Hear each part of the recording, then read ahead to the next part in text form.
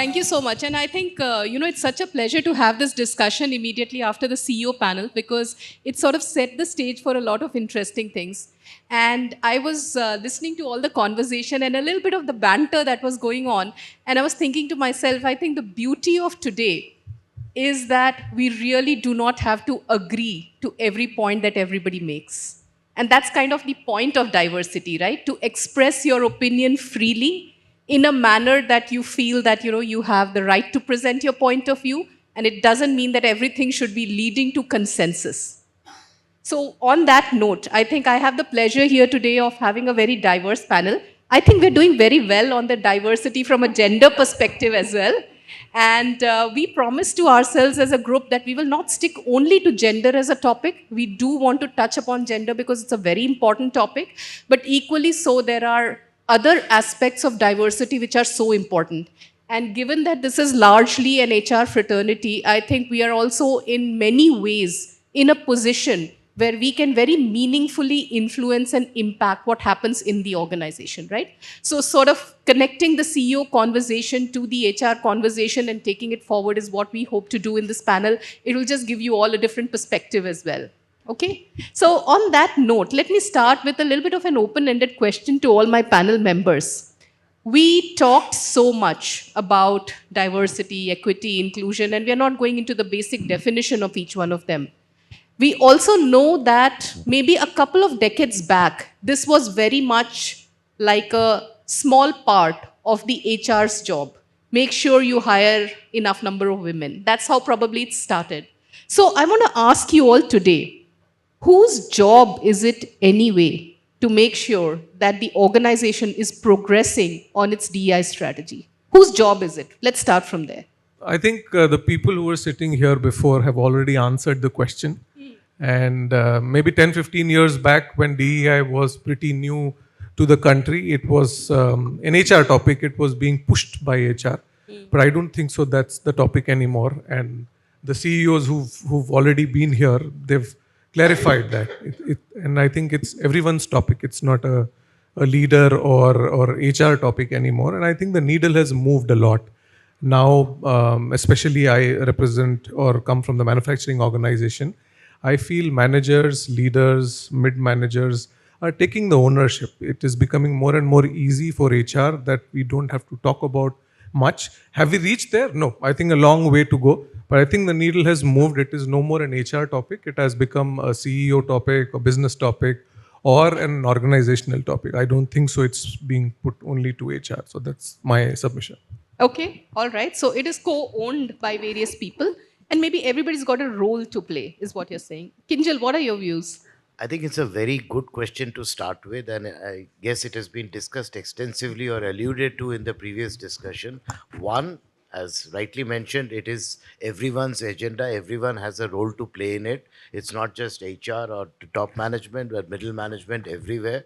That's one. I will go a step beyond and I'll say, I think it was spoken about in the last conversation as well. The government has a huge role to play in it because the safety, security that is provided has a huge impact on how much diversity we have at the workplace, particularly when you have night shifts, when you have remote locations, when you have transport facilities which may not be the best of its kind. The government security also is a very important thing. So I think everybody, the society at large has a role to play in it. It cannot be restricted to one function, let alone one part of the company. Fantastic. Davis? Well, first of all, I would say that it is not the role of an HR at all.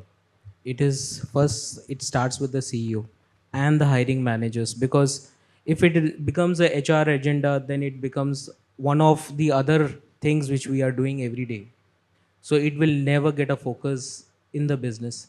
First, the CEO has to be aligned. The CEO should see a value in that. And I'm very happy the panel I was hearing about, the CEO panel and my own CEO at Raymond Realty, he's the man who is actually driving. He's questioning me every day, how are we on? And he's tracking the data every day, every week, every review. He speaks up in the open that, Davis, where are we? So he sends across a very strong message to all the CXOs, hiring managers, that We are very serious about it. And the other thing which a welcome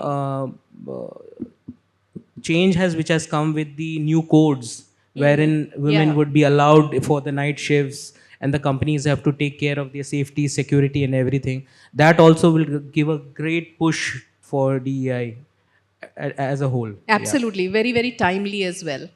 Satyajit. Yeah, so to add on to the point, when it comes to D&I, you have to make a replica of the society back at workplace. That's all what we all as an HR fraternity or right there at business CEO positions we are trying to do. And to make that replica happen, the ownership rests on everyone who's working in whatsoever capacity as a professional working inside the organization, be it at the HR function who are primarily responsible for getting the pool into it and working on to retain them, but it is also a major onus on the people whom we are working. Apparently it be the line managers, be it the hiring managers, be it your peers, colleagues, because that is from where the retention will start. And the subject of D&I, which the previous panel was telling, that the day needs to come when we stop talking about D&I. That day will only come when that ownership is fulfilled at every level, which is being fulfilled back at society when we maintain the gender ratio, which has now come to a balance. So if the gender balance at society and has come to a balance, similarly, it will come to a balance at workplace when the similar theorem is repeated at workplace. So I believe that the same theorem, same ownership needs to be replicated at workplace as well. Okay, fantastic. I guess that's the vision with which many people in this room are. All right, Shivani. Hi, good afternoon, everyone. So I think everyone has said it, and I feel it's remains the same. Responsibility lies with everyone. It starts from the leadership, inducting from the HR side, as well as creating the environment, the inclusive and equitable environment for all the diverse workforce at the workplace. That creates the acceptance and the long-term run there, organization will have that kind of diverse environment in the organization. Because just inducting and having it in the strategy from the leadership, but not having that inclusion at the workplace will not have long-run approach for the diversity. And I feel it should be everyone's KRA, everyone's responsibility to create that kind of, environment for the diverse workforce. Okay, all right. Yes, Well, Rupni. I run the, the benefit of learning from all of them, but also not so much because it's not going to be very different. What I would like to just add is we need allies everywhere, Alpana. We need allies in the form of our colleagues. We need allies in the form of our line managers, the people who are the hiring managers. But at the same time, we need sponsorship, good sponsorship from the leadership levels. So there has to be responsibility, but there has to be equal accountability. And HR partners with them. HR cannot be driving this as a agenda or responsibility or a key KPI. It has to be partnering with these. Yeah. this And, I ecosystem. would sort of agree that while, prima facie that statement is true, that it is a collective responsibility, it is equally important to make sure that we are mapping what is it that each of these personas in the organization can truly influence, right? It cannot lead to a situation where it is everybody's responsibility but nobody's accountability. So what is it that the CEO really needs to sponsor? What are some of the things that we want to change the direction of the wind on? What is it that HR needs to do differently from a process, policy, mindset perspective? What do line managers need to do differently in terms of the way they are behaving? What do hiring managers need to be doing differently? So it sort of goes down into saying that the roles of how different personas in the organization can actually contribute to the DI agenda becomes extremely important, right? Now, from a business perspective, if we were to sort of go back and say, why does it even need to be collective responsibility, right? We are not talking about the business case of DEI. I think people in the room understand, there are so many statistics, metrics, studies, etc., that talk about it. But from a business perspective, at the end of the day, an initiative has to translate into value creation for it to continue to be front and center to the business agenda, right? So when we talk about something like long-term value creation, which is what most businesses are driving, and there are disruptions happening from every corner, right? Sometimes it is COVID, sometimes it is AI, but disruptions will continue to happen. So, when you think about the long term value creation agenda of an organization, how have you seen in your organizations, in your industries, for DEI to actually make an impact? And as you're answering this, I know a lot of you were very interested in talking about age and generational and regional and different elements of diversity. So please do feel free to bring that out. Any of you, Satyajot, you want to start? Yeah, so see, I come from industry which is metal and mining. Yeah. And if you now also talk in the country of metal and mining companies, first of all, there are very few industry houses into this sector, specifically the private players. Majority of them are PSUs. And then when you come into the D&I subject in the metal and mining, obviously on the gender balance, we are still very much skewed. You know, we are still running on a minimal because certain regulatory and policy frameworks which are now started getting into relaxation. So when we talk about the long-term benefit, I will speak about the journey which Vedanta has traveled in past 6-7 years, what kind of benefits we have earned from advocating or working hard on this D&I agenda, or I would say bullish on that term, if you go on certain of our policies, be it when we did the reform.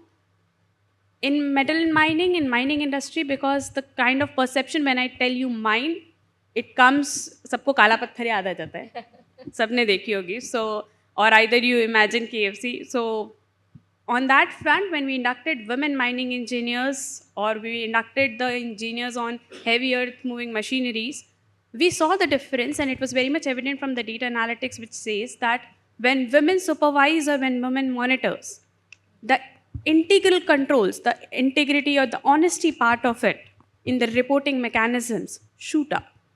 And that gives the monitoring part becomes very much reliable. That was the feedback that we got from the shop floor when women engineers were inducted, that their reporting patterns are much more obedient than the other genders reporting thing. And that is evident from the results when it gets translated into machines availability or running hours, and that actually impacts your end of the business KPI. So if you translate that into when we inducted few and when we'll have a house full where it's an equal ratio, the impact will drastically become measurable. So that's a smaller example I'm giving you from the sector where we inducted and we studied the initial data insights.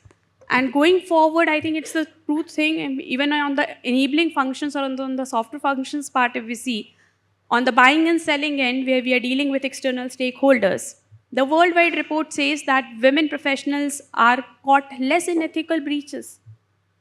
So those are the functions where inducting women professionals has been beneficial for all the organizations. So these are the long-term ROIs any organization can bet on when they make their workforce diverse. Okay, fantastic. Kinjal, what has your experience been from a pharma industry perspective? Yeah, thanks. So there are a few things that I will start with first, that DNI or diversity, equity, inclusion for us is not just gender, but goes beyond that in terms of the generational diversity as well. Because while on the one hand, the median age of India as a country is 28 years, which means half the country is less than 28. At the same time, there is a increase in life expectancy which is happening, and there are people who are available for workforce even beyond the age of 60. Now, just as an aside, in the earlier panel they were talking about a 60-40 ratio or a 70-30 ratio in this room in terms of gender diversity. When I look at the room, I find myself extraordinarily old because this room seems to be all less than 30 or certainly less than 35. So the diversity in terms of the age doesn't seem to be here in this. But that apart, on a serious note, one of the things that we have started as an organization is we believe in the generational diversity as much as the gender diversity, and that requires an inclusive policy and an equitable treatment to people across generations. That becomes very important because every generation at the end of the day brings in some value, some worth, particularly in a pharma industry, in terms of R&D, in terms of the regulations. It makes a lot of difference, so that the wisdom and the institutional knowledge plays a significant role. That is one. The second thing is very unique to us, unlike being based here in Mumbai, and I have worked in Mumbai and Gurgaon and all, where it is very easy to attract talent. Now here we are based in Ahmedabad. Now Ahmedabad, even if I offer a lady a job, she has her children, she has her husband working somewhere else. Now, it's very difficult to find talent in Ahmedabad per se. We have to look for 80% of India's talent is based between Delhi NCR, Mumbai, and Bangalore. 80% of it, and whatever left is in Hyderabad. Chennai and my hometown, Kolkata, doesn't have much talent in any case. And Ahmedabad is even more rare.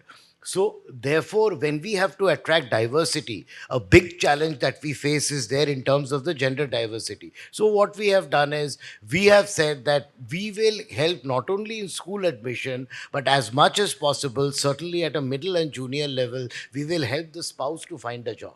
It may not be in our company alone, but we will do our best to find a job so that we can enable the relocation of somebody from a Bangalore, Mumbai, or Delhi to Ahmedabad. That's the second thing.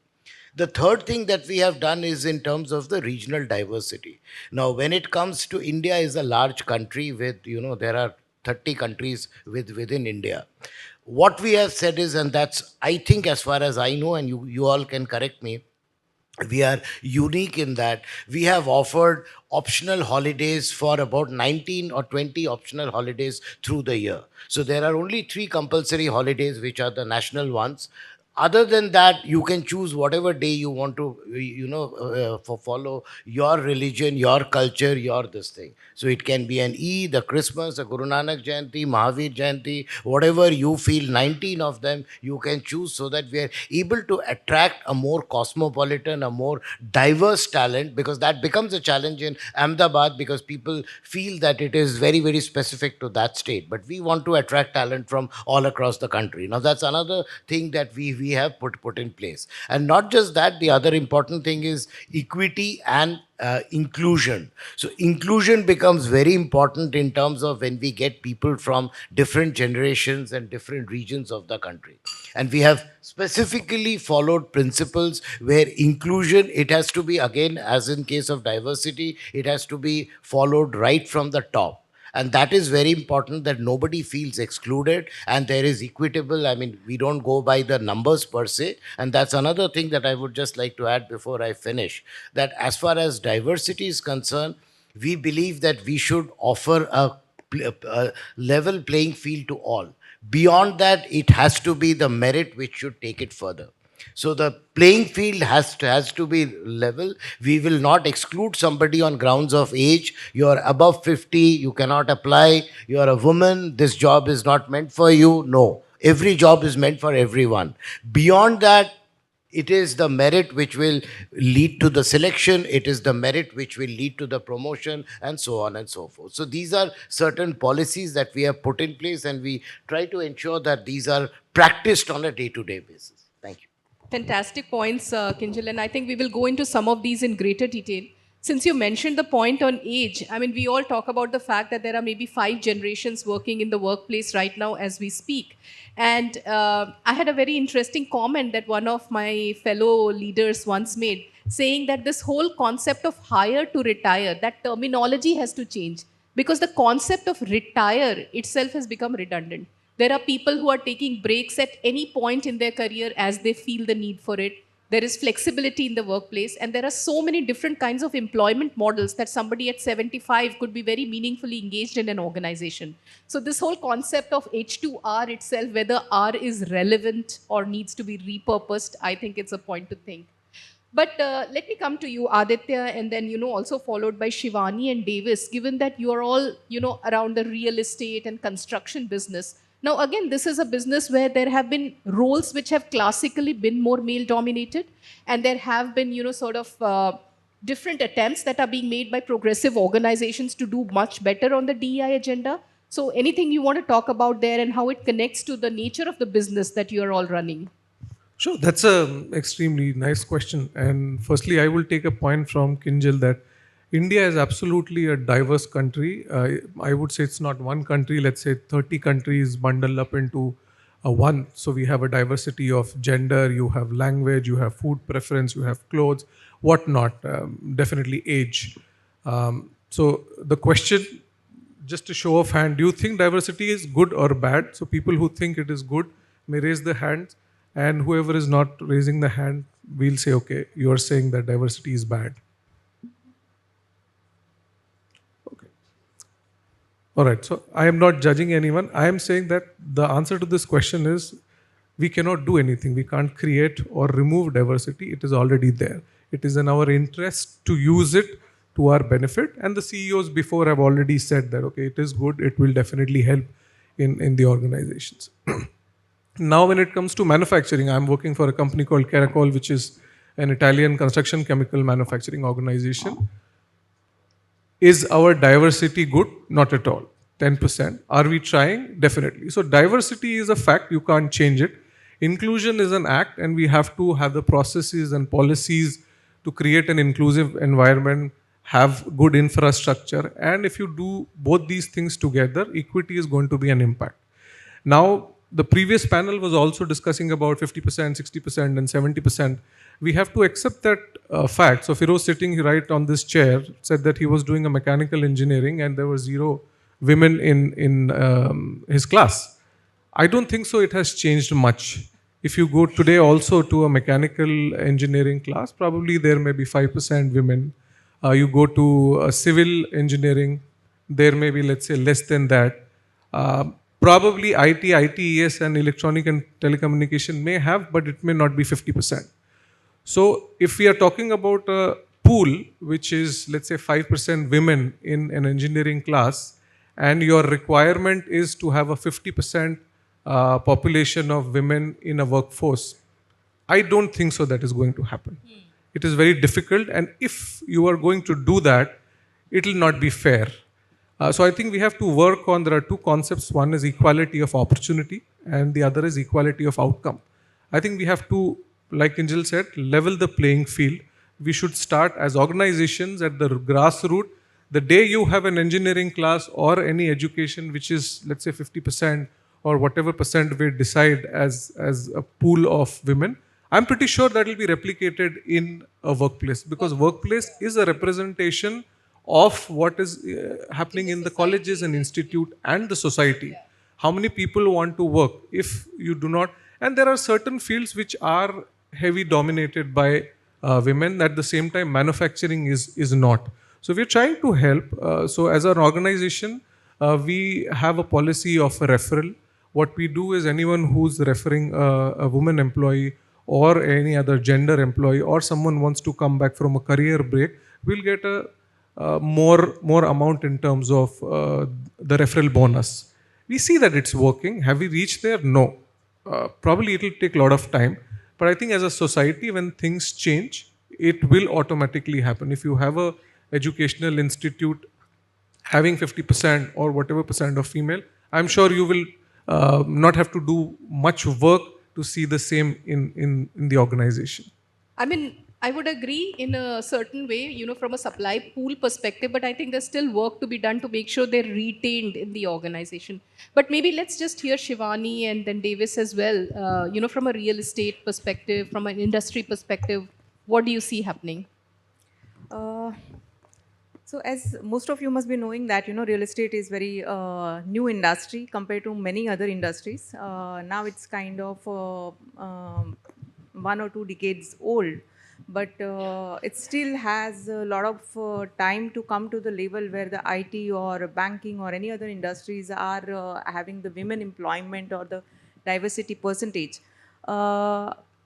On an average, the percentage at a global level is around 17% at this moment in real estate women representation. Regardless of women representation, I feel there are a couple of more, diversity factors which are important in terms of the gender diversity as well as the age diversity at the workplace. But focusing on the women diversity also, 17% is very less. In real estate, we are creating the roles wherein we can see that, particular roles are represented by female employees. It shows the McKinsey report of 2025 DNI report shows that, if you have women at workplace, it shows close to 10 to 25% high productivity. I was kind of going through that report and finding the answers that why. In real estate, if you see, there are different roles like customer centricity, architecture, legal, commercial leasing role, whereas the channel partners representation is female. And there I feel if you have female employees, the perspective is different, the buying percentage is different, the productivity is high. And that is proven record. The industry study says that, overall productivity goes 5 to 10% higher when this kind of role has female representation. So I think it is policy at organization. Even I feel that, at the government level, there are many interventions happening in terms of bringing diversity at, organization level. If I say about real estate, in real estate, close to 14% buyers in real estate are women now, because of their, buying potential is going high. Even the, stamp duty cut in the real estate, as well as in the interest rate has lowered down for women employers. I believe that this all, formation of policies and processes are helping women to have that kind of, buying potential.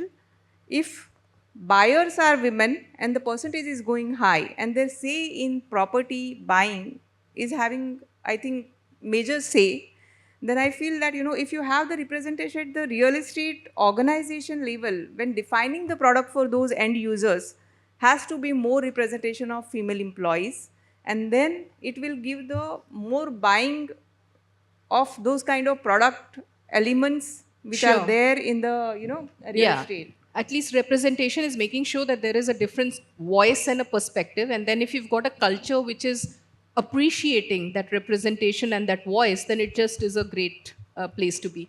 Davis, you want to add anything? A lot, actually. I was in the retail part of Raymond in 2018-19. We thought of venturing out into the real estate market. So I was the first HR guy from ground zero to pick it up. So when I was taken up by surprise that there are very less women in the real estate market, and there were many reasons. And one of the first things when I walked up to my group CHRO, I said to him that let's have a policy. And his immediate answer is, Davis, policy hai already. Nobody's looking at it. Nobody's working around this. Nobody's tracking it. So I said, thumbs up. I went back and I started thinking, what are the areas or what are the roles wherein I identified roles where I can quickly, easily get women on those roles. So I worked on that first and I got women there. One thing I should confess here is the moment there is a woman in the team becomes very mindful.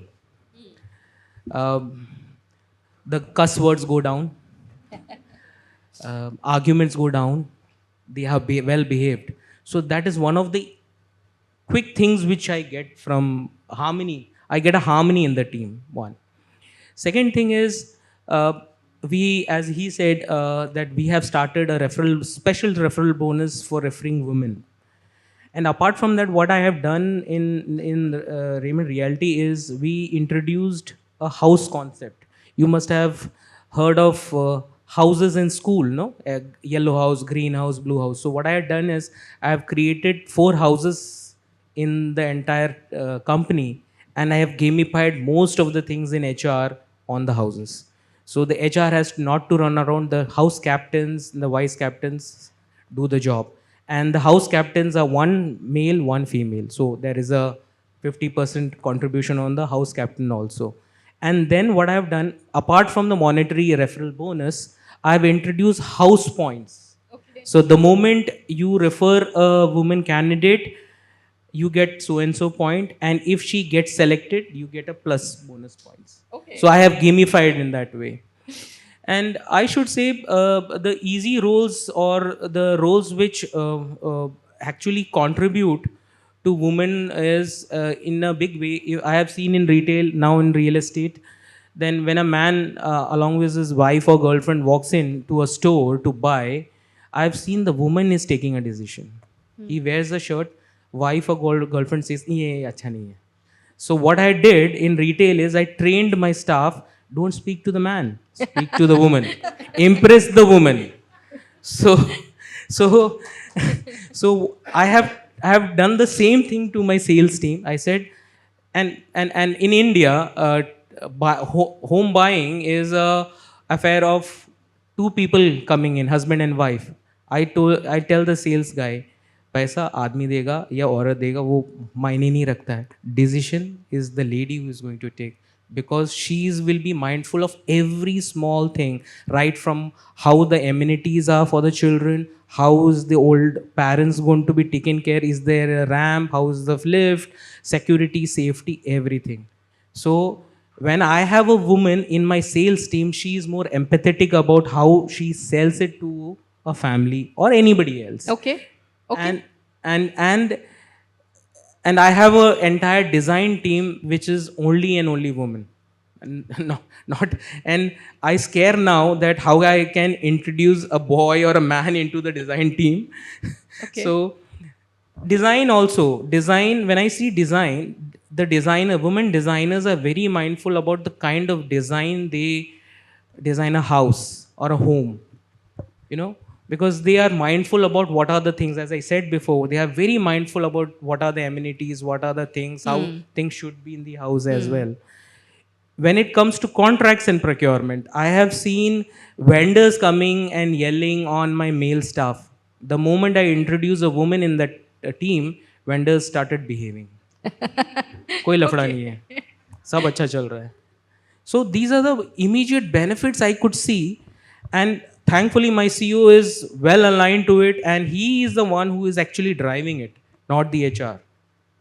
HR is facilitating, supporting the entire process. Okay. So I think, great examples. I think just to put a case in point that this is not a theoretical or an academic discussion. It is something where you can actually see it translating into how much, if you listen to these examples, these are not rocket science, right? It's not like it took a great discovery to figure it out. Yet we didn't reach there just by ourselves. It took effort, it took vision to reach there. But if you see, it just makes so much sense. And I'm sure when we look around our businesses, there are enough and more such examples. Let me come to you, Trupti. I know you've been waiting for a while. And I would like you to talk a bit about, Eaton has just done so much when it comes to DEI, and this is way beyond just gender. So how have you seen this transformation happening, and what are some of the elements you're looking at which are beyond gender alone? Yeah. So I think for Eaton, primarily for those who don't know, we are into manufacturing, and engineering is at the core of all of the activities that we do. So I think in Eaton, we don't call it DEI. We start with there, we call it IND. So it means inclusion comes first before diversity.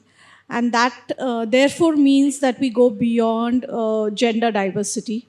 The ecosystem, whether it is the government rules and regulations, they are very supportive of, PWD, or, the ERGs play a very big role.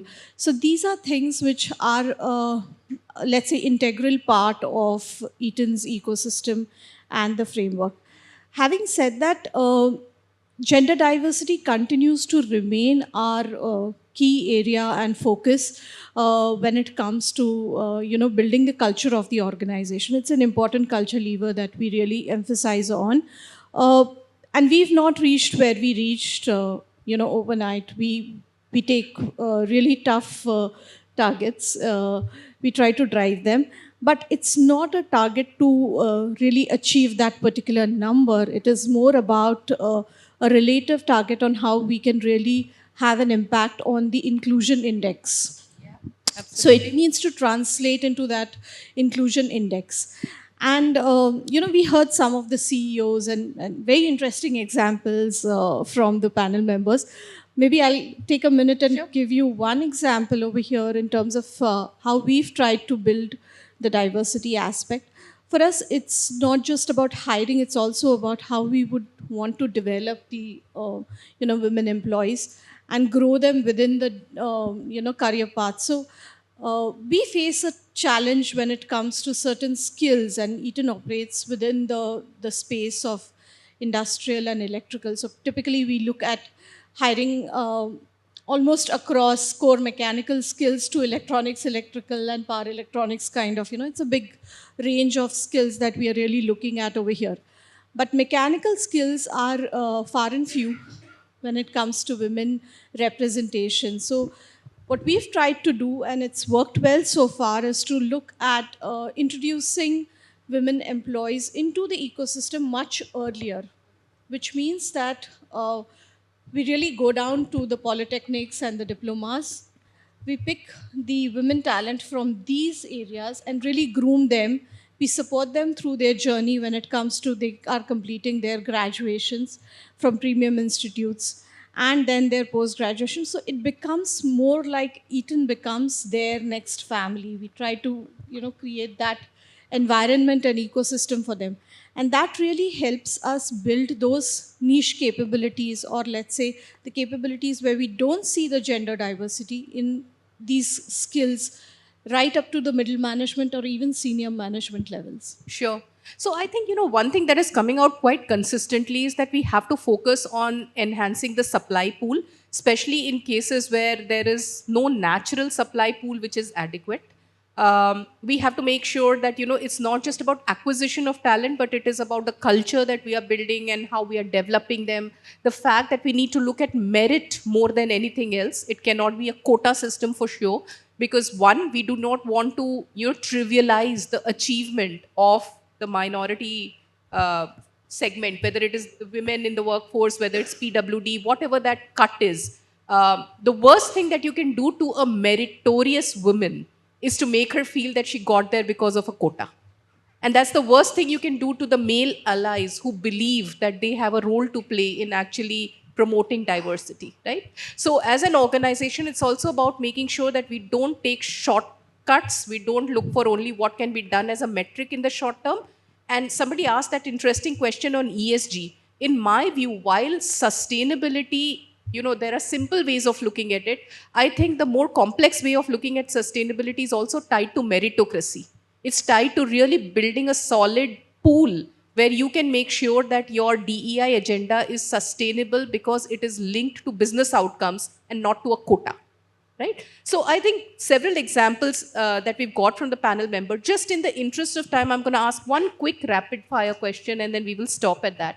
We talk so much about conscious versus unconscious bias. We talk about promise versus lived action. And a lot of that has become very prominent by the use of data, right? To say that while we are saying one thing, when you look at the data, it is telling you a completely different story.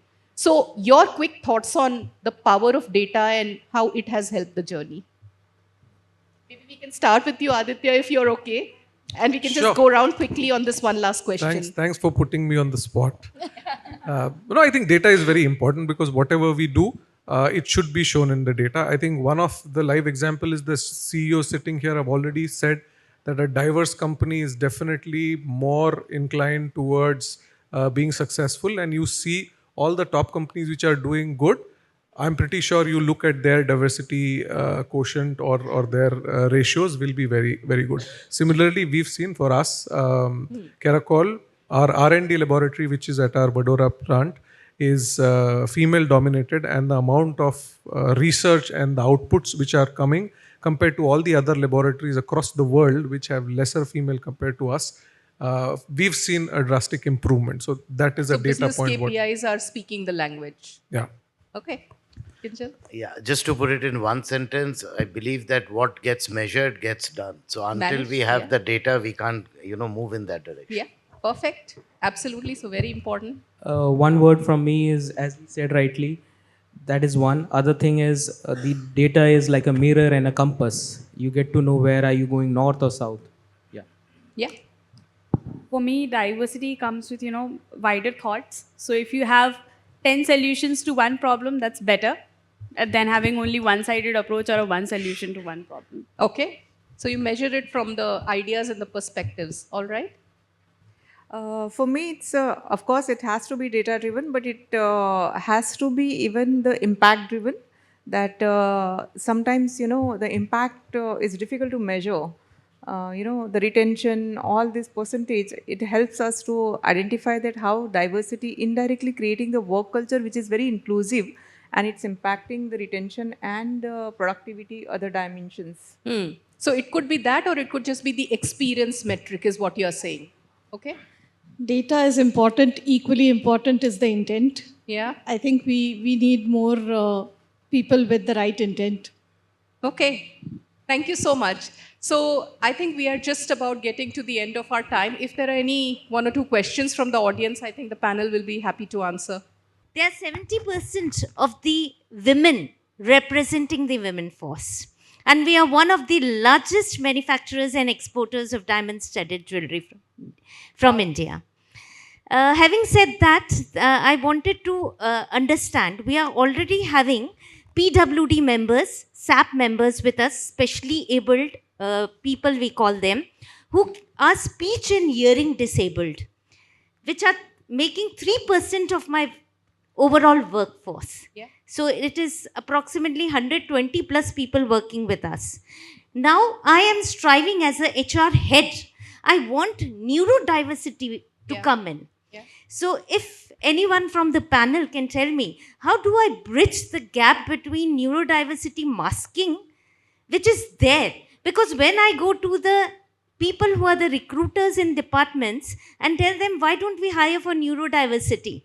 Being a psychologist myself, I want that segment to come in and to be inclusive. So how do I convince and sensitize the team first internally and then sensitize the people externally for neurodiversity or transgender maybe? That is my next motto. So Okay. any thoughts on that? Maybe I'll just take a very quick stab at it, and then if anybody wants to add at it, I think great. First of all, congratulations. I think definitely very inspiring. There are several examples of organizations who have worked very well with inclusion of neurodiverse talent, and I can be proud to say that EY is one of them, where there are certain parts of our business processes that are specifically run by neurodiverse talent. There is also study to talk about how that talent adds perspectives which actually people otherwise tend to miss. Sometimes, because we are just so attuned to trying to think very strategically, we miss sometimes the most basic and most important parts of problem solving. So that is one area where they have been proven to do very well. And there is an ecosystem change that does need to be made. So the whole line that we talk about is how uncomfortable are we willing to be to do the right thing? Because if we think that we are running everything as it is and now I'm going to add 2 neurodiverse people, it wouldn't work. So how do we create an environment ecosystem, pace the work in a way that they can work with and have that sensitivity? That is very important, and equally so for transgenders and mostly for people willing to come out, where people come out in a workplace, but they've still not disclosed to their families. So if you've got several such examples in your workplace, that means your culture is really, sort of welcoming those people. But I mean, maybe happy to have a larger conversation on some ideas and suggestions. But in case any panel member wants to add, I'm just conscious of time. Okay, I'll just add a little bit over here. So Tata being Tata, pioneer in many of the interventions. And I was just, going through one webinar which was addressed by the Tata Autocom company. When it comes to manufacturing, it looks little difficult that, how the way you mentioned that it looks very difficult in the manufacturing that how you will put this kind of diverse talent. But it's a proven fact there. They have identified, institutions which are inducting this kind of talent to their organization. And they have also defined the metrics to support and provide the results to the leadership that how it is more productive team than any other, workforce in the organization. So I think it has a very different approach when how you want to induct them. But definitely it is something when it comes to buying from the leadership, it's all about the data. The results and productivity will show the results that, they will have the buying for this kind of workforce. So I think it is becoming very in now, and many organizations are going for that, and those studies in terms of how we can induct, because industry to industry it differs. Yeah. And it has to be, introduced very Mindfully and Yeah. thoughtfully. Yeah. I'm sorry, I don't think we have time for more questions, but absolutely happy to have a chat offline, and I hand it back to you.